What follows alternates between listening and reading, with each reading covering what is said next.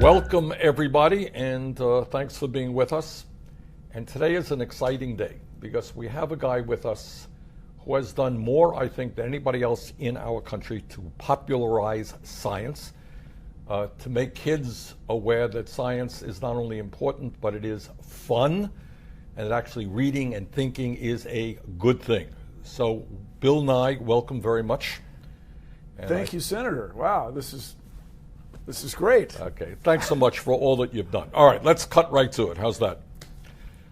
We have a president of the United States who thinks that climate change is a hoax emanating from China. We have a new administrator of the EPA, somebody I strongly opposed, who is in the process of dismembering environmental protection regulations in this country. What are the short and long-term implications of a president who has that view? So let me say that the long-term implications are potentially catastrophic. And everybody, you can hate me, you can hate everything, I understand that. But the problem is the speed at which the world is warming and the climate is changing. It's not that the climate is changing, it's the rate. Half the people in the world live near coastlines. As the ocean gets a tiny bit warmer, it gets a tiny bit bigger, but the ocean is big and a tiny bit is huge. So it is to be hoped that we can head this off. Now, when you say, Senator, what the president believes, I often, is it true that he contradicts himself? Every other minute. So it is reasonable to me that if we can show an economic benefit to turning things around, we could turn things around. And the example I hearken to all the time, everybody, is the Solutions Project. And the Solutions Project is a group of civil engineers who have done an analysis that shows we could power the entire U.S. renewably right now if we just decided to do it. And by that I mean we'd have wind turbines, solar panels, some geothermal energy, some tidal energy. And if we exploited all these things aggressively and reconfigured our electric grid a little bit, we could run the whole place. And so here's the thing about it that I find intriguing and important is these would be U.S. jobs. Right. Even if the wind turbine blades are designed in Sweden or Finland or Denmark, you have to put them up, you have to erect the turbines here. And these are going to be U.S. No question jobs. about it. So here's what I'm saying. Yeah. If we can get people on that side of this issue to look at it in just even the medium term, they will see that from an economic point of view, there's a huge opportunity here. But before we even get there, and I absolutely agree with you, I have colleagues right here in the United States Senate who say, well, you know, yeah, it looks like the earth is getting a little bit warmer, but you know, these things have always gone on, and you know, we got hot spells and we got cold spells, and the science really is not clear. There are always two sides of the story. No, Tell me why they are wrong. Well, the science is settled, everybody. Sorry, it's 97%. I watch Fox television. They don't agree. So that's the one thing that really is hard for me about Fox News is the denial of climate change in science. The other stuff, many of the other things they assert are troubling, but that one is the one that just crosses the line for me. And furthermore, I'm pretty sure that the anchors who present that, they're no better, and they're just going along with... Right, so let me ask you a question, but I think most people know the answer. Fossil fuel industry, incredibly powerful. Yeah. They have ads on television every 5 minutes. They make a lot of campaign contributions. Yeah, that's a big thing. Huge amount of political influence. What impact does that influence have on the whole debate over climate change? Well, that's what I say all the time, that climate change deniers, who apparently no longer want to be called deniers, they want to be called extreme skeptics, they have been able to introduce the idea that plus or minus 2%, what have you, from a scientific standpoint, is the same as plus or minus 100%. And that's wrong. So, in other words, when people try to predict the temperature 10 years or 50 years hence, they might be off a tenth of a degree Celsius. But that doesn't mean they're wrong. It means that there's a little scientific uncertainty. It's not the same as uncertainty about the whole thing. And it's ironic or amazing that they've hired the same people who were in denial about cigarette and cancer. That was the question I was going to ask you. It's just are we seeing Those a guys rerun are of the whole? around. Are we seeing a rerun of the whole denial of tobacco causes cancer? Yeah, yeah. But this is an analogy that you can take exception to analogies. The facts, the scientific facts, are overwhelming. So here's what I'm saying, Senator, is that because people are so passionate about it, I think when they see the light, like who is the strongest environmentalist? The guy who just built his log cabin. Right? Who is the strongest anti-smoker? The guy who just managed to quit. Mm-hmm. So from an optimistic point of view, I think if we can get these people to just look at the world a little differently, they will be on the side of domestically produced renewable electricity in a very quick, short order. Bill, I want to get to what America will look like when we transform our energy system and move aggressively to energy efficiency.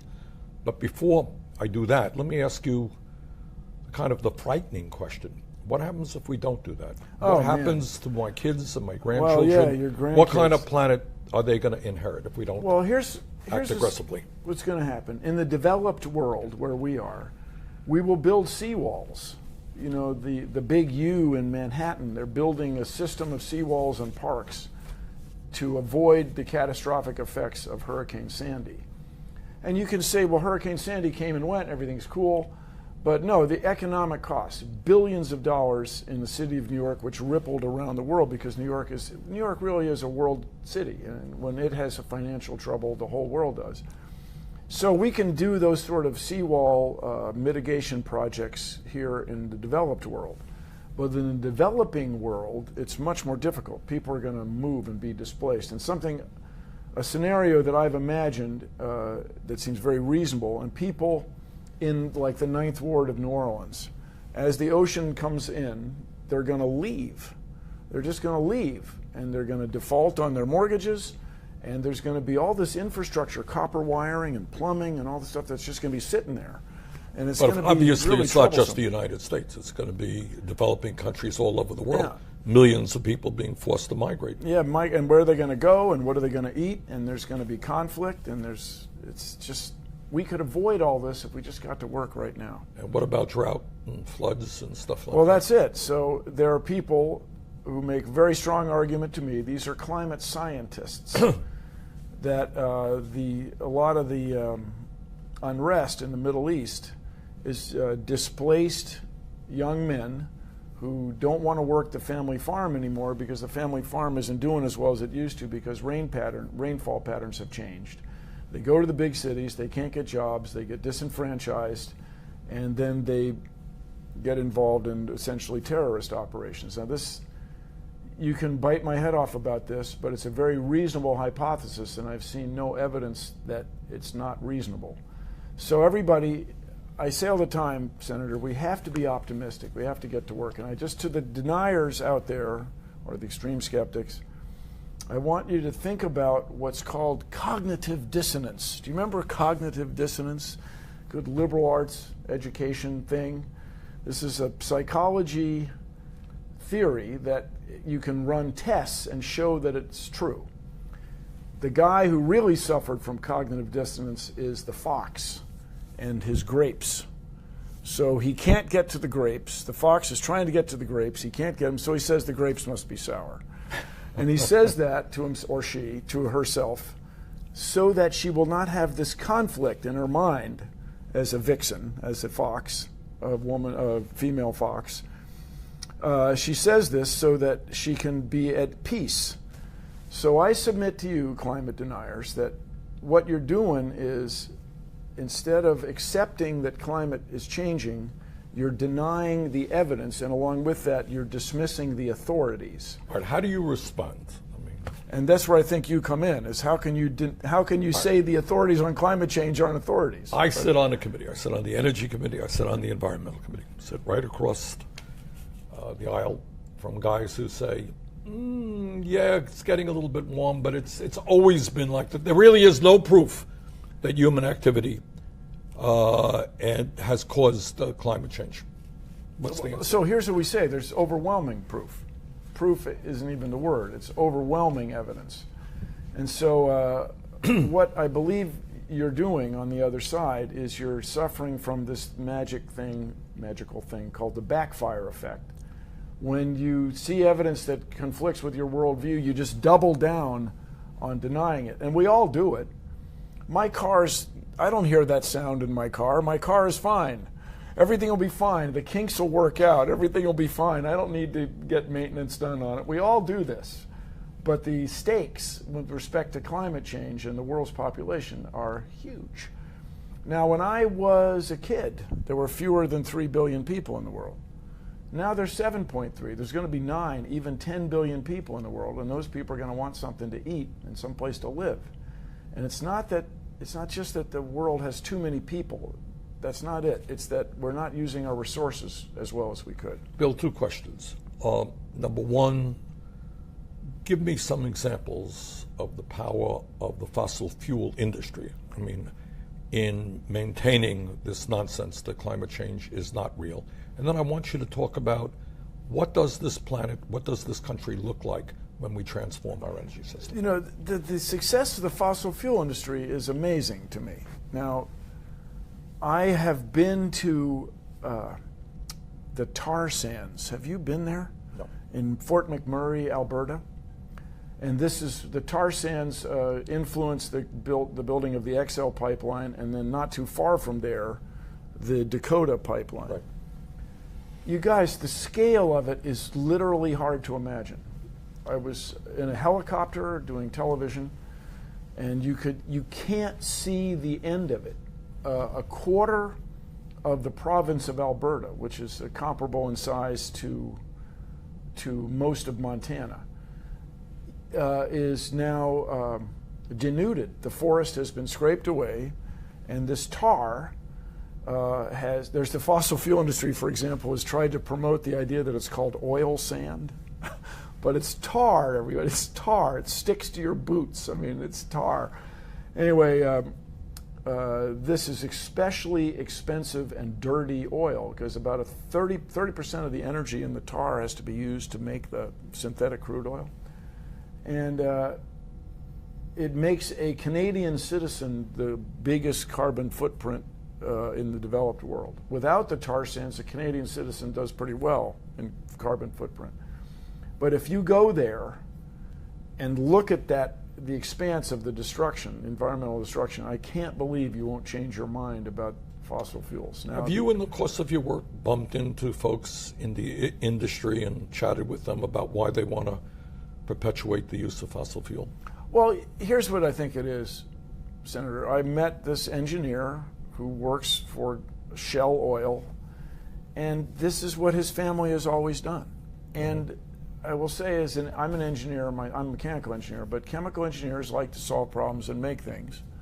So they make plastic, which we all depend on. I mean, our clothing, our textiles, the ink on these coffee mugs, everything depends on our ability to make unique molecules that wouldn't otherwise occur in nature. And so I think people, from an engineering standpoint, get caught up in just solving problems.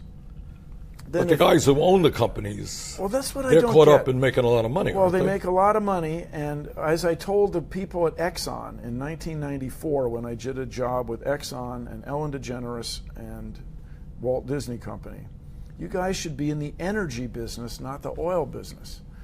And if they use if fossil fuel companies use their resources, the money, to go into these different businesses, they would get even richer. That's my claim.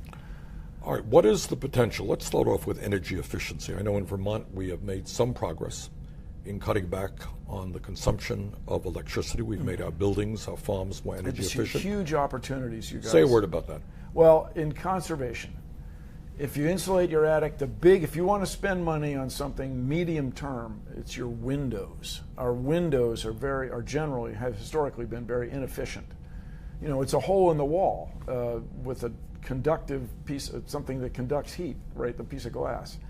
If you put in double or even in Vermont triple pane windows with a inert gas in between, low emissivity, this metal flame sprayed glass, you will save a lot of money for free. That is to say, you don't have to build a bigger furnace, you don't have to buy more oil, but it's a long-term thing. It's like buying a car. So it's an investment today which will pay off in the short term, actually. And so, to this thing, there was this, it sounded to me arbitrary, Senator, where people want to cut 2 regulations for every regulation that exists. Why? Well, who came up with that number? Due respect. But why this seems just somebody made it up. You want, regulations are like a machine. You want all the parts you need, but no more. Is that accurate? Yes. But you don't just start taking parts off the machine just 'cause.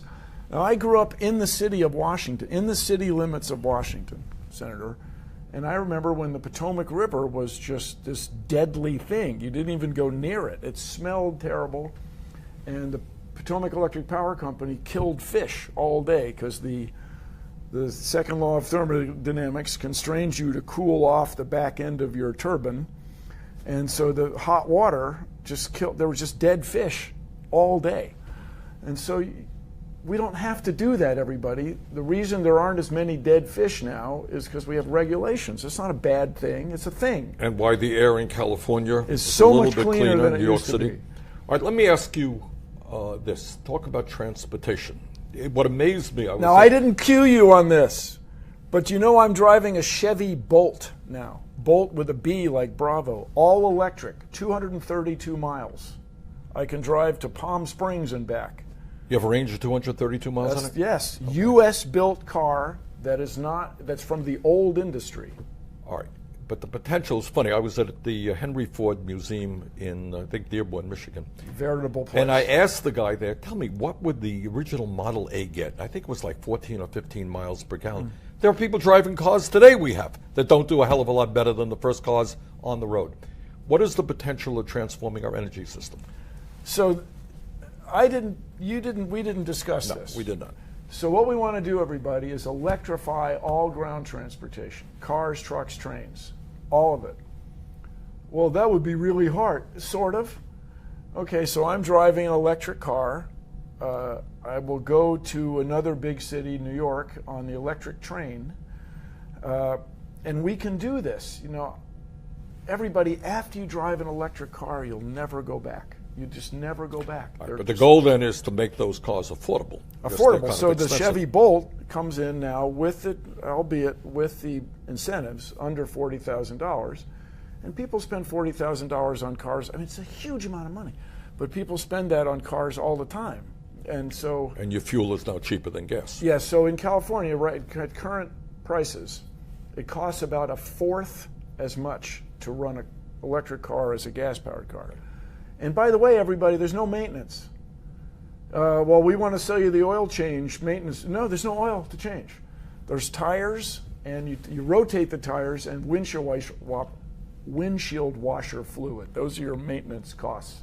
All right. Despite the very strong opposition of the fossil fuel industry and their paid representatives here in the Congress, we have made some progress in moving to sustainable energy. A hell of a lot more solar. Wind turbines, geothermal. Talk a little bit about how we have to transform our energy system and what it looks like in the future.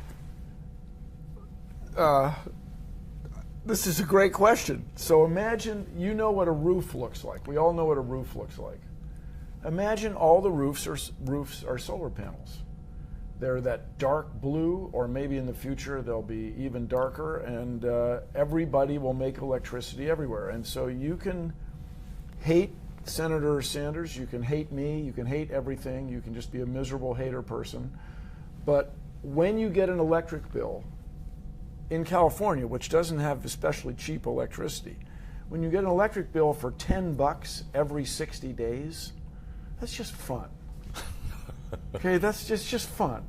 Just look at it that way. So imagine a future where virtually every big building, Walmarts, factories, warehouses, all have solar panels on the roof oriented in our country a little bit south. We get enormous amount of electricity from these systems, and then we have to create, and it's not that hard, we can do it, create an electric grid that can accept all this energy that's produced in a distributed fashion rather than a concentrated fashion. And so also, if you're an engineer out there, if you're a young person in engineering school right now, I love you, but if you want to get crazy rich, make a battery that's even a little bit better than we have now. And then we have the storage problem, which should be solved locally. So at the Solutions Project, by way of example, the engineers strongly believe that we don't have to work that hard to solve the storage problem, that the wind is blowing somewhere, the sun is shining somewhere all the time. We don't use as much energy at night as we do during the day. So the wind blows at night and we could store this energy this is right now, if we just decided to do it. These are domestic jobs that can't be exported. It's a new industry. Now, correct me if I'm wrong, but my understanding is that the price of solar has, of course, plummeted. Yeah, oh yeah. And it is now competitive in parts of the country. Well, in Iowa, they get a quarter of their electricity from the wind. Right. In Texas, they get, sometimes a year, they get 10% of it. This is in Texas. So I took pictures in Stanton, Texas. There are wind turbines casting shadows on oil pumps. And that's very cheap electricity, is it not? Once the turbine's up, it's free. I mean, in a sense. Now, when deniers will come out of the woodwork about killing birds. Yes, suddenly they just... If you want to kill birds, coal-fired electricity plants are really the way to go. If killing birds is a thing for you, there's nothing better than the exhaust from coal plants. Wind turbines, we can solve this problem. By the way, when you're at the tar sands, there are cannons that go off all day and night. To keep the birds away? Keep the birds away. Because the tailing ponds are so toxic. They don't want to kill these enormous populations of birds. If you want to kill birds, fossil fuel is fantastic. So we can solve this problem, everybody. We can do this. And I grew up in the U.S., got my engineering degree in the U.S., my license in the U.S. I worked in aerospace full-time for 20 years, 10 years part-time. I'm a patriot. I want the U.S. to be the world leader in this stuff. And by the way, if we develop these technologies, these are technologies that can be exported to China, to India, all over the world. Exactly. Yes. Especially, what does the U.S. do, Senator, is innovate. The technologies for distributing the electricity are closely related to mobile phones, where as you drive, the phone call is handed from cell to cell. Mm-hmm. So distributing the electricity is the same kind of thing. We want to automate it. Just another opportunity for you electrical engineers is power. Enormous innovations have happened in making information technology more and more compact. But electricity on large scale has to be managed in new and cool ways. Wow, Senator, I feel like I've just talked and talked. I appreciate it. All right, we talked a little bit about solar. We talked about wind. What other technologies of the future are out there that can be exploited? Well, people ask me this all the time. Bill, what's the next huge thing? And I think it's a result of these kids today growing up with the internet. No, the internet emerged and it just changed the world. Right. Just changed the world. How many out there have taken an Uber? You'd use your phone to bring a car. The cars never have to park. The people who operate the cars, that's their business. You don't have to own a car or insure a car or store a car. It could transform the world. And it's just this integration of information technology with existing roads and cars. So it's amazing.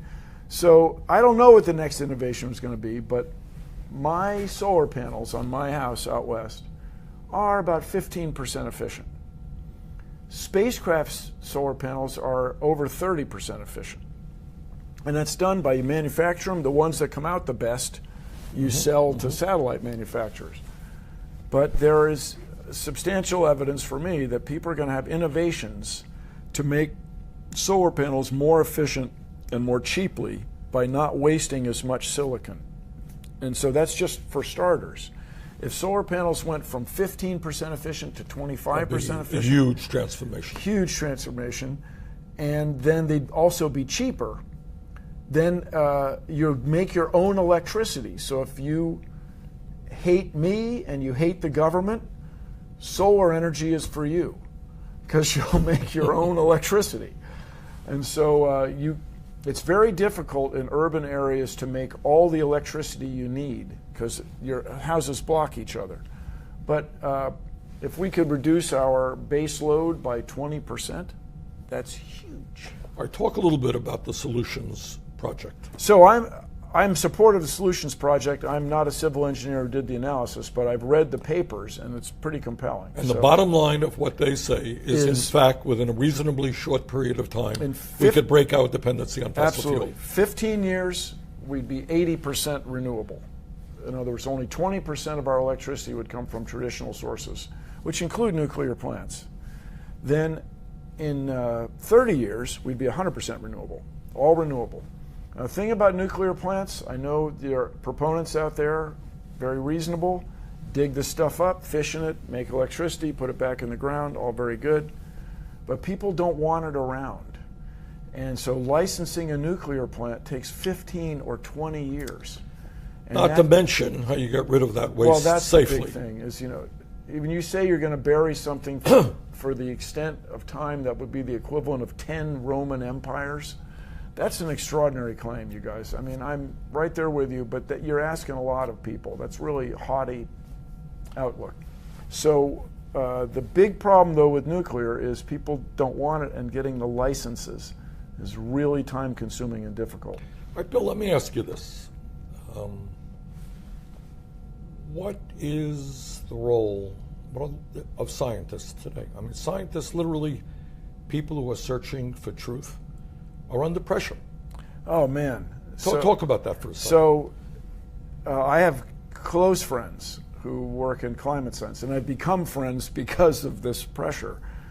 And they are very concerned about their data being reviewed or erased.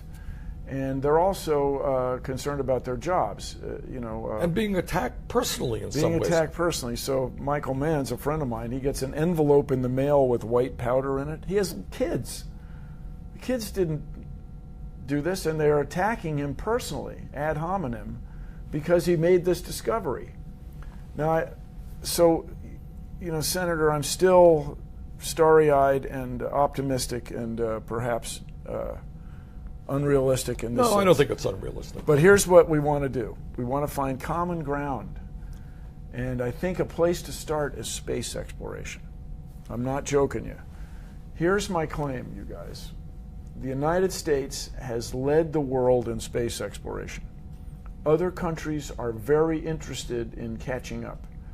This year, China will launch more rockets than the United States. They will be the world leader in what we call the cadence, how often a rocket is launched. But here's what I submit to you. If we were to discover evidence of life on another world, it would change the course of human history. And I'm not joking you. So the role of people who many people who are on energy committees are on space committees. Is that accurate? Somewhat. Yeah. So if we got people excited about making discoveries in space by applying our intellect and treasure to these exploration of space, which is it's 0.4% of the federal budget, we could make extraordinary strides that would once again show people that scientists are trying to learn about nature and the universe. And you think that's a better investment than building nuclear weapons? Yes. All right, I just want to get you on record. So nuclear weapons, everybody, the scale of it is really hard to imagine. You guys, look, you can look it up, okay? So do you know I took one class from Carl Sagan, and this changed my life. Okay, so Carl Sagan and James Pollock were looking into the effects of a nuclear war. And this was about the same time that James Hansen was studying the planet Venus.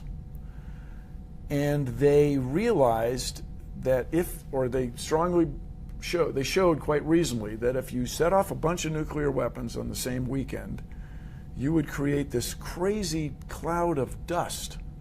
And this was in about 1980.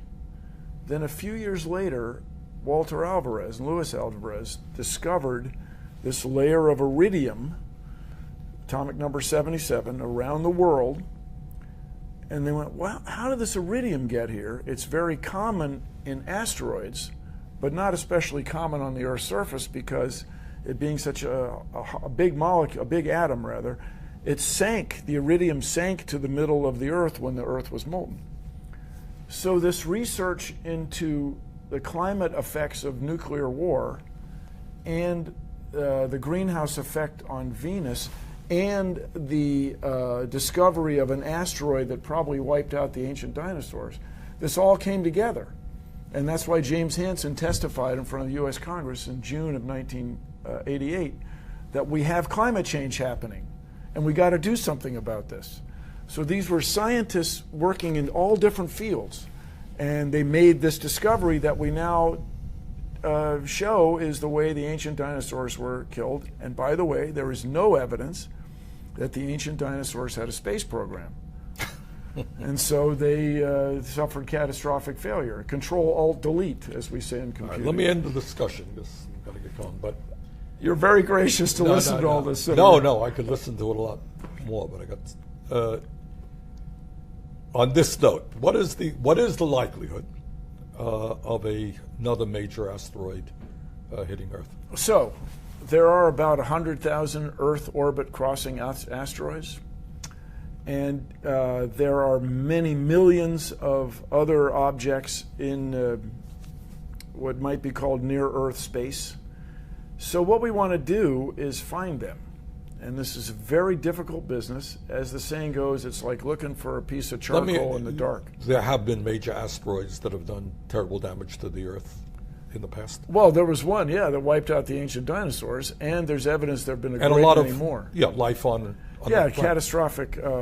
How many years ago was that? 300 million. So that's a long time.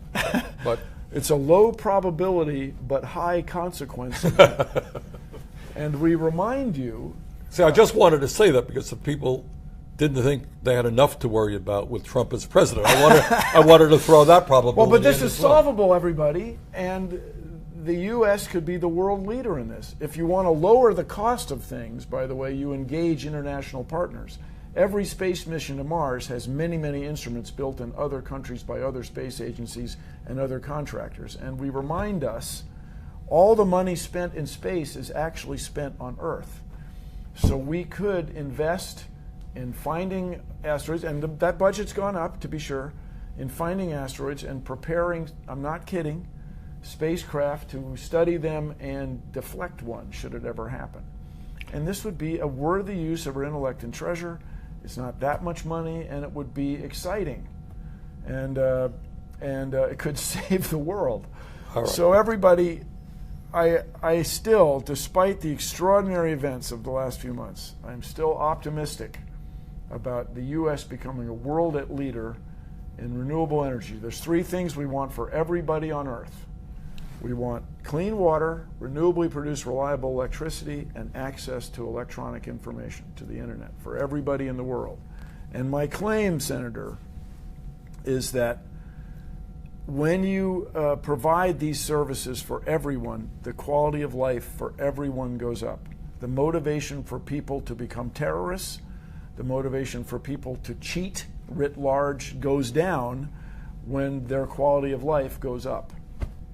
And this is where you and I are like-minded, sir, and I so very much appreciate you including me. Thank you. Okay. Bill, thank you so much for the input. Bye-bye. Let's change the world.